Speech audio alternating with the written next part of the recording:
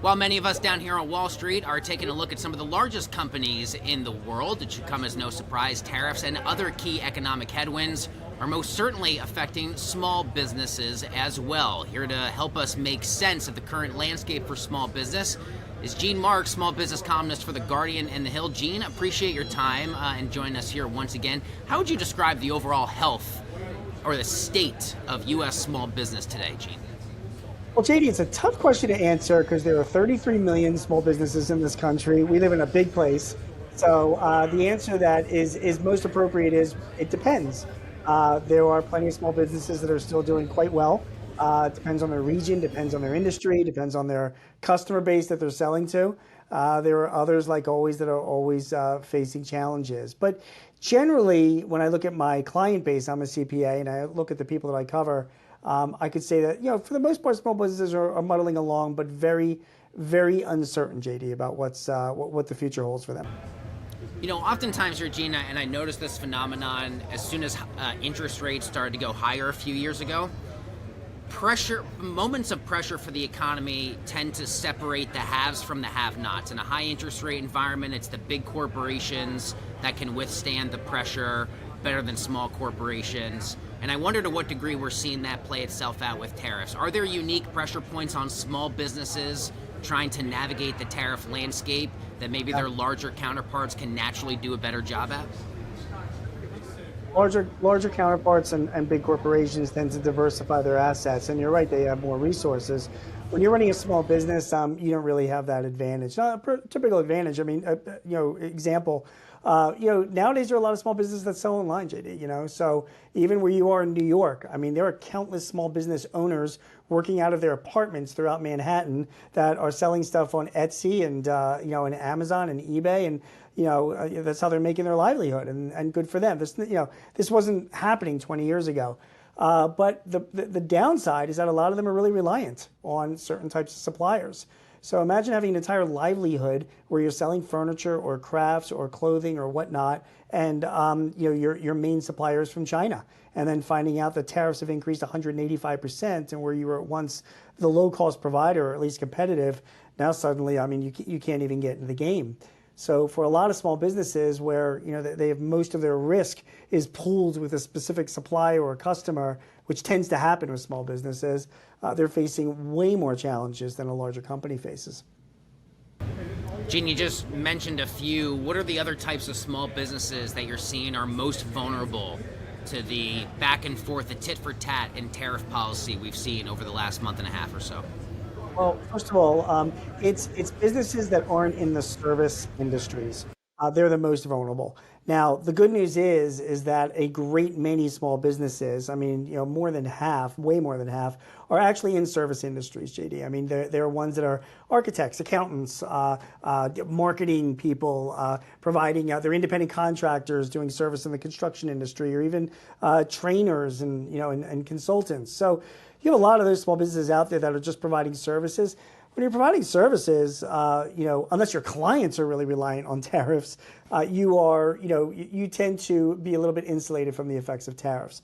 The ones that are hit the hardest are the ones that are manufacturers and the ones that are distributors.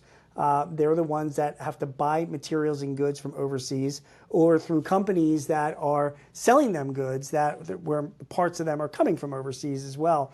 Those are the people that are hit the most. I mean, I have one client in San Diego, for example. This guy, he sells electronic components. One of his biggest suppliers is from China. He's been trying hard to diversify, but he's a distributor, and that's where you go to get those kinds of goods. And because of the Chinese tariffs, he's being hit really hard. So manufacturers, distributors, they are the ones that are hit the hardest.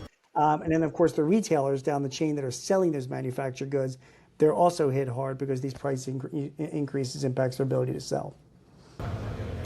Have you already seen a bit of a shift? I mean, we've heard from a lot of the larger publicly traded companies and the big corporations in terms of trying to avoid sort of the worst of the supply chain gunk-up process. Are you seeing a bit of a rotation in strategy from small businesses? And again, I know it's tough to paint the state of American small business with a broad brush, but I'd have to imagine you're seeing some maneuver to try and get ahead of expectations, understanding that path forward is very unclear especially with things like a 90-day pause, because we don't know what comes on the other side of that 90-day?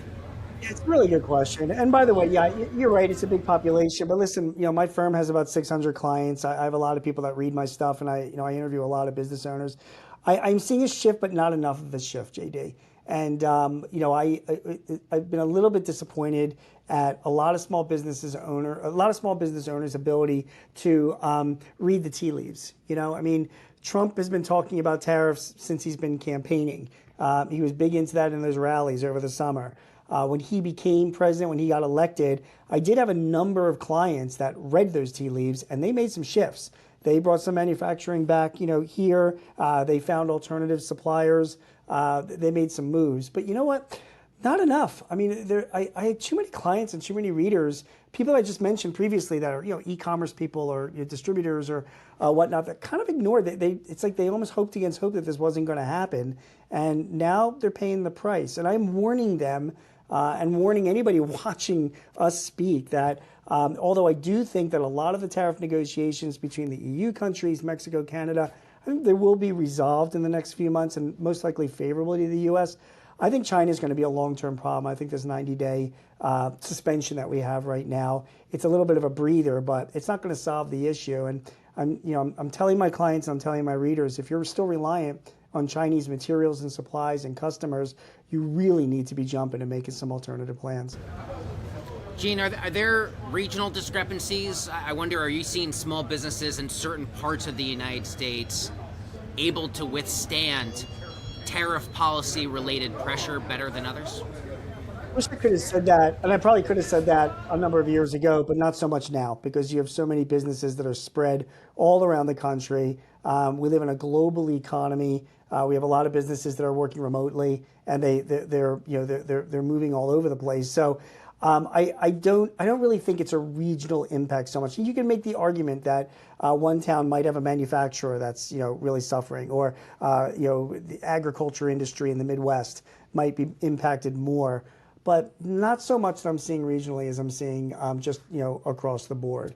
I can tell you a few things that business owners are doing, JD, if it helps, that they're helping to navigate their way around these tariffs as well. Like bonded warehouses and free trade zones have been just exploding in popularity. There's a number of them around the country.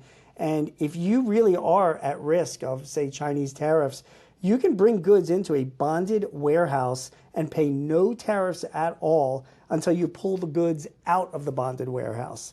So it's a way to hedge against tariffs and hope that these things kind of shake out. And I have a lot of clients that are making moves towards bonded warehouses and free trade zones. I also have a lot of clients that are joining up with nonprofits to help them find alternative suppliers. A great one is the World Trade Center Association. I've written about them a few times in The Guardian and The Hill and other places. They will match your business with alternate suppliers around the world in more tariff-friendly countries, and then make those introductions and even accompany you on trips. And I have a number of people that I talk to that have really succeeded in finding more tariff-friendly goods by using the World Trade Center Association. They're just one of a few organizations out there that are really, really good in helping small businesses. So Trade Center Association, those are like two things businesses should be doing to try and navigate their way around this. This is a really crucial time to be having these conversations, to put a focus on small businesses and to make sure that they are just as actively a part of the conversation in this bit of an uncertain economic environment as the biggest names on the block as well. That's why I am so grateful for your expertise and your time today. Gene Marks, small business columnist for The Guardian and The Hill. Gene, you're welcome back anytime. Thanks for being here. Thanks for having me on.